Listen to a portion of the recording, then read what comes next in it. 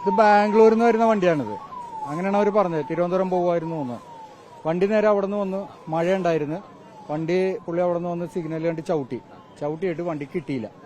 വണ്ടി സ്കിഡായിട്ട് നേരെ നമ്മളുടെ സിഗ്നൽ പോസ്റ്റിലേക്ക് തന്നെ ഇടിക്കുക ചെയ്ത വണ്ടി. ഈ സൈഡിൽ ടൂ വീലറുകാരനുണ്ടായി. നേരെ വണ്ടി ഇടിച്ച് മറിഞ്ഞ് വന്നത് പുള്ളിയുടെ മേത്തേക്കാണ് വണ്ടി. പുള്ളി അങ്ങനെ അടിയിലായിപ്പോയി. അകത്തുണ്ടായിരുന്ന ആർക്കും പരിക്കുകളൊന്നുമില്ല. അമിത വേഗതയിലായിരുന്നു വാഹനം. അപ്പോ അത്ര അമിത വേദന എന്ന് പറയാൻ പറ്റില്ല. എന്നാലും അത്യാവശ്യം ഒരു കട്ട് ചെയ്ത് പോകാന്നുള്ള രീതിയിലായിരിക്കും ചിലപ്പോൾ വരുന്നത്. നമുക്കറിയാൻ പറ്റില്ല എങ്ങനെയാണെന്നുള്ള. ഈ ഒരു വണ്ടി മാത്രമല്ല ഇങ്ങനെ വരുന്നത്. ഇവിടെ നിത്യേന ഇത് തന്നെയാണ്. അതായത് തെക്കോട്ടുള്ള സിഗ്നല് ഇവിടെ ഈ ബസ് ഇപ്പോ തെന്നിയാണോ മറിഞ്ഞിരിക്കുന്നത്? ചവിട്ടിയിട്ട് കിട്ടാണ്ടാ മറിഞ്ഞ്. ഉദാഹരണം, നിങ്ങളെ ഈ റോഡിന്റെ അവസ്ഥ ഒന്ന് നോക്കിയേ. ഈ റോഡ് കിടക്കുന്നത് എങ്ങനെയാണെന്ന് നോക്ക്. കുഴിയും ഇത് കട്ടിംഗ് ആണ്. ഇവിടെ സിഗ്നലാണ്. വണ്ടി ചവിട്ടിയിട്ട് കിട്ടാനില്ല ചിലവർക്ക്. മഴ പെയ്ത് കഴിഞ്ഞാൽ ചവിട്ടിയാൽ കിട്ടില്ല. ടാറ് കിടക്കുന്ന അങ്ങനെയാണ് ഈ വണ്ടിയുടെ. ആ അവസ്ഥയിലാണ് ഇവിടെ വണ്ടികൾ പോയിക്കൊണ്ടിരിക്കുന്നത്. ഞങ്ങൾ ഇവിടെ വണ്ടി ഓടിക്കുന്ന ആളുകളാണ്. ഞങ്ങൾക്ക് ഇത് തന്നെ പണിയാണ് ഇവിടെ ആളുകളെ പൊക്കിക്കൊണ്ട് പോകുക. നാട്ടുകാരപ്പൊ തന്നെ ഇടപെട്ടിരുന്നു അപകടം ഉണ്ടായപ്പോൾ? ഞങ്ങളെല്ലാവരും അപ്പൊ തന്നെ രക്ഷാപ്രവർത്തനം നടത്തി ആ വണ്ടിയുടെ അകത്തു നിന്നുള്ള ആളുകളെ ഗ്ലാസ് അടിച്ച് പൊളിച്ച് പുറത്തെടുത്ത്. യാത്രക്കാരുടെ പരിക്കുകൾ എങ്ങനെയായിരുന്നു? ആ ഘട്ടത്തിൽ ഒന്നും കാര്യമായിട്ട് ആർക്കും ഇല്ല. യാത്രക്കാർക്ക് ആർക്കും വലിയ പരിക്കുകളൊന്നുമില്ല. വണ്ടി മറിഞ്ഞ് അവിടെ നിന്ന് വന്നാണ് വണ്ടി ചവിട്ടി കിട്ടിയില്ല. അതായത് നമ്മൾ സാറിന് റോഡെന്ന് പറയുമ്പോ മിറ്റിലെങ്കിലും ഇത്തിരി കാണുമല്ലോ. ഇതൊന്നുമില്ല. മെഴുകിയിട്ടേക്കണ ഇത് ടാറാണ് ഇതിന്റെ മുകളിൽ മെഴുകിയിട്ടേക്കണത്. ബൈക്ക് യാത്രക്കാരൻ നിങ്ങൾ കാണുമ്പോ എന്തായിരുന്നു അവസ്ഥ? ഈ സൈഡിലാണ് അയാൾ നിൽക്കുന്നത്. നേരെ വണ്ടി മറിഞ്ഞു കഴിഞ്ഞ് ഇയാളുടെ മേത്തേക്കാണ് ഒന്ന് വീഴുന്നത് വണ്ടി. പുള്ളി ആദ്യം തട്ടിയപ്പോ പുള്ളി ഇങ്ങനെ തിരിഞ്ഞു നോക്കി. പക്ഷെ അതിനു മുമ്പ് തന്നെ വണ്ടി പുള്ളിയുടെ മേത്തേക്ക് മറിഞ്ഞ് വീണ് കഴിഞ്ഞു. വണ്ടി യാത്രക്കാരൻ സൈഡിലായിരുന്നു. ഈ മീഡിയത്തിന്റെ സൈഡിലായിരുന്നു പുള്ളി.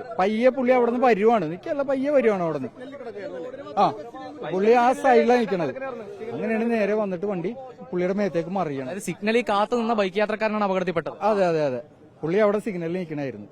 നേരെ വന്ന് വണ്ടി മറിഞ്ഞ് അതിലേക്ക് ഇടിച്ച് ഇതിലെ പുള്ളിയുടെ മേത്തേക്ക് വേണം. പുള്ളിക്ക് ഓടാനോ രക്ഷപ്പെടാനോ ഒന്നുമുള്ള ടൈമില്ല. ഈ നാട്ടുകാരനാണോ? എന്തെങ്കിലും വിവരം അറിയോ?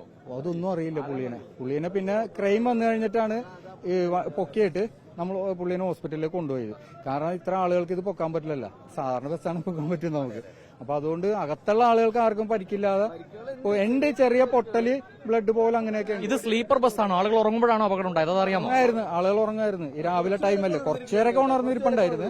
ഈ രാവിലെ ടൈം ആയതുകൊണ്ട് കുറച്ചൊരു ഉറങ്ങുമായിരിക്കും. കുട്ടികളുണ്ടായിരുന്നു വാഹനത്തിൽ? കുട്ടികളില്ല, കാര്യമായിട്ടില്ല. കുട്ടികൾ 1-2 പേരെ കുട്ടികളെ ഉണ്ടായുള്ളൂ. വളരെ പ്രായമുള്ള ആളുകളാണ് ഏറ്റവും കൂടുതൽ ഉണ്ടായിരുന്നത്. ആ പ്രായമുള്ള ആളുകൾക്ക് പെട്ടെന്ന് എണീക്കാനൊന്നും പറ്റുന്നില്ലായിരുന്നു. നമ്മള് ഗ്ലാസ് ഒക്കെ അടിച്ച് പൊളിച്ചിട്ട് ബെർത്തിൽ കിടന്ന് ഉറങ്ങുമായിരുന്നു. അപ്പൊ പെട്ടെന്ന് അവരാ ഇതില് എന്താണ് സംഭവിച്ചതെന്ന് അവർക്കും അറിയില്ല. ഉറങ്ങാതിരുന്നവർ പെട്ടെന്ന് ചാടി എണീറ്റ്. പിന്നെ ബാക്കി സ്ത്രീകളെല്ലാം പുരുഷന്മാരെയൊക്കെ നമ്മള് ഒരു 9:45 ആ ടൈമൊക്കെ ആയിരുന്നു. അത് ക്രൈം വന്ന് പൊക്കിയിട്ടാണ് എടുക്കാൻ പറ്റിയത്. ടൈം എത്രയുണ്ടെന്ന് നമ്മൾ ഓർക്കുന്നില്ല. കാരണം കുറച്ച് അധികം നേരം പുള്ളി അവിടെ കിടന്ന്. കാരണം ട്രെയിൻ ഓടി വരുന്നല്ലോ. ക്രൈം വന്നു കഴിഞ്ഞാലേ എടുക്കാൻ പറ്റുള്ളൂ. ആ ഒരു അവസ്ഥയിലാണ് പുള്ളി കുറച്ചുനേരം അവിടെ കിടന്നത്. 1 മണിക്കൂറോളം കിടന്നിട്ടുണ്ടെന്ന് തോന്നുന്നുണ്ട് പുള്ളി. ആദ്യം കൈയൊക്കെ ഒന്ന് അനക്കായിരുന്നു അതിന്റെ അടിയിൽ കിടന്ന് നമ്മൾ നോക്കുമ്പോ. പക്ഷെ നമ്മൾക്ക് പൊക്കാൻ പറ്റില്ലത്. ആ ഒരു അവസ്ഥയാണ്. ആദ്യം തന്നെ ഈ NH ചെയ്യേണ്ടത് ഈ റോഡ്, ഈ ടാർ മാറ്റിയിട്ട് മര്യാദക്ക് ടാർ ചെയ്യണം.